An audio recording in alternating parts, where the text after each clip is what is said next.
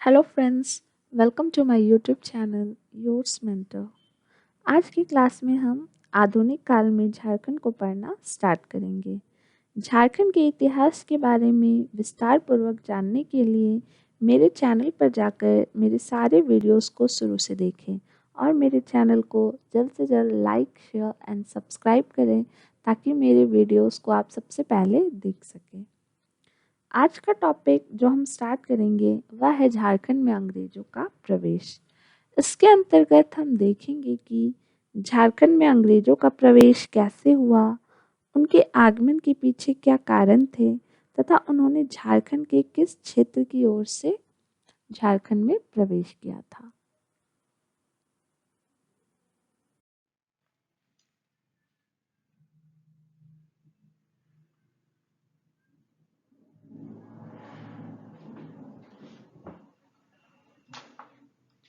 आधुनिक भारत में झारखंड, जिसमें हम सबसे पहले देखेंगे कि झारखंड में अंग्रेजों का प्रवेश कब से कब तक हुआ।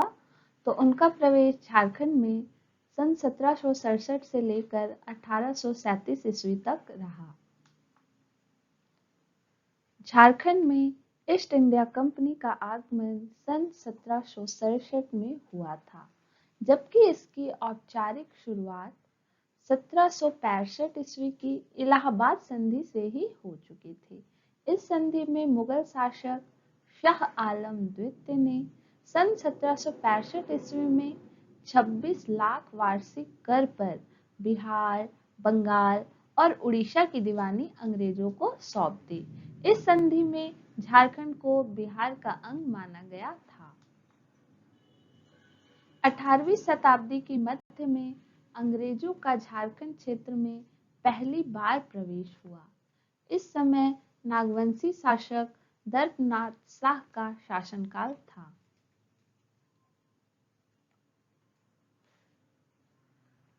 अंग्रेजों की झारखंड में प्रवेश की प्रक्रिया 1767 ईस्वी में प्रारंभ हुई और 1837 ईस्वी में पूर्ण हुई। तब कोल्हान क्षेत्र में कंपनी की सत्ता स्थापित हो गई। झारखंड का क्षेत्र अंग्रेजों के लिए आर्थिक व सामरिक रूप से महत्वपूर्ण था। जिस समय 1837 ईस्वी में सिंहभूम क्षेत्र में कंपनी की सत्ता स्थापित हुई, उस समय भारत का गवर्नर जनरल लॉर्ड ऑकलैंड था।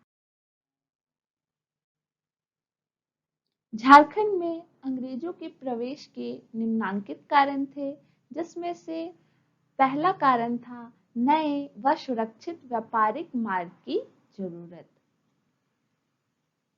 नए व्यापारिक विस्तार के लिए अंग्रेजों को झारखंड के जंगली पहाड़ी क्षेत्रों से होते हुए बंगाल से बनारस तक एक सुरक्षित मार्ग की जरूरत थी और यह जरूरत झारखंड के क्षेत्रीय राजवंशों से संबंध या उन पर अधिकार के माध्यम से पूरी हो सकती थी। मीर कासिम के विरुद्ध अभियान में नवंबर-दिसंबर 1763 ईस्वी में मेजर एडम्स के अपनी सैनिक टुकड़ी लेकर झारखंड से गुजरा था। वर्ष 1766 ईस्वी में बंगाल इंजीनियर्स के डुगलोन्स को झारखंड से होकर आने जाने के रास्ते का पता लगाने के लिए दक्षिण बिहार भेजा गया। दूसरा कारण, विद्रोही जमींदारों द्वारा झारखंड का शरण स्थली के रूप में उपयोग पर रोक लगाने के लिए।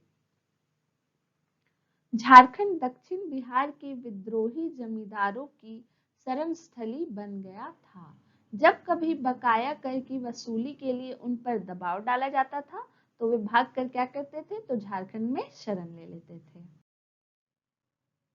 बिहार के तत्कालीन राजस्व समाहर्ता टॉमस रमबॉल्ट के द्वारा गवर्नर हेनरी बेरल्स को 1768 ईस्वी में एक पत्र लिखा गया था। वो ये है, दक्षिण बिहार के जमींदार अत्यधिक उपद्रवी है। जब भी उनके विरुद्ध फौज भेजी जाती है वे झारखंड की पहाड़ियों में आश्रय ले लेते हैं। इस स्थिति में परिवर्तन लाने का एक ही तरीका है कि पलामू किला पर कब्जा कर लिया जाए, क्योंकि छोटा नागपुर खास के पहाड़ी मार्गों का प्रहरी यही किला है। एग्जाम में पूछा जाने वाला बहुत ही इम्पोर्टेंट क्वेश्चन कि छोटा नागपुर खास के पहाड़ी मार्गों का प्रहरी कौन है, तो वह पलामू किला है। तीसरा कारण, मराठा आक्रमणों से कंपनी के सीमावर्ती क्षेत्रों की सुरक्षा। बिहार तथा बंगाल की दक्षिण पश्चिम सीमा से कंपनी को हमेशा मराठों के आक्रमण का खतरा बना रहता था, जिससे बचने के लिए झारखंड के पहाड़ी मार्गों व प्रमुख किलों पर कंपनी का अधिकार आवश्यक था। बिहार के दीवान राजा शिताब राय का मत था कि नागपुर के मराठों को रोकने के लिए पलामू किला पर कब्जा करना जरूरी था, क्योंकि मराठे उसी रास्ते से आते थे। उनका विचार था कि यदि पलामू किला कंपनी के अधिकार में आ जाता तो मराठों के विरुद्ध उसका उपयोग फौजी चौकी के रूप में किया जा सकता था। झारखंड में अंग्रेजों के प्रवेश का औचित्य।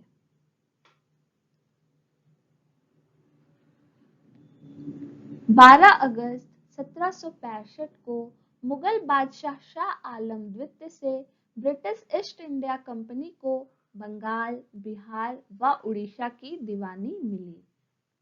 कंपनी की धारणा थी कि चूंकि झारखंड बिहार का हिस्सा है, इसलिए यहाँ के राजाओं व जमींदारों को कर देना होगा। कंपनी की उपरोक्त धारणा गलत व निराधार थी, क्योंकि झारखंड के राजा जमींदार अपने राज्यों के स्वतंत्र शासक थे, जिन पर मुगल प्रशासकीय नियंत्रण कभी पूरी तरह स्थापित नहीं हुआ था। झारखंड के राजाओं की अपनी दरबार, अपनी सेना, अपनी न्यायालय और गद्दी पर इनका अपना वंशानुगत अधिकार था। झारखंड के राजा कभी कभार मुगल सेनाओं के दबाव में नाम मात्र का कर दे दिया करते थे। बिहार व उड़ीसा में मुगलों का नियमित प्रशासन था। झारखंड की स्थिति बिहार, बंगाल व उड़ीसा से निम्न थी, इसलिए कंपनी का झारखंड के कर वसूलने का दावा कानूनी दृष्टि से अवैध।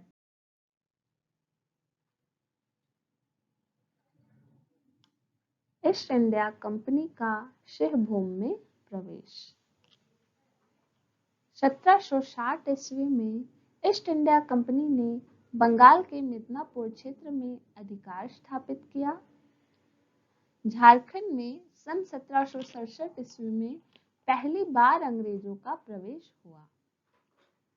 अंग्रेजों का झारखंड में पहली बार सिंहभूम क्षेत्र में प्रवेश हुआ तथा उस समय के प्रमुख राज्य थे।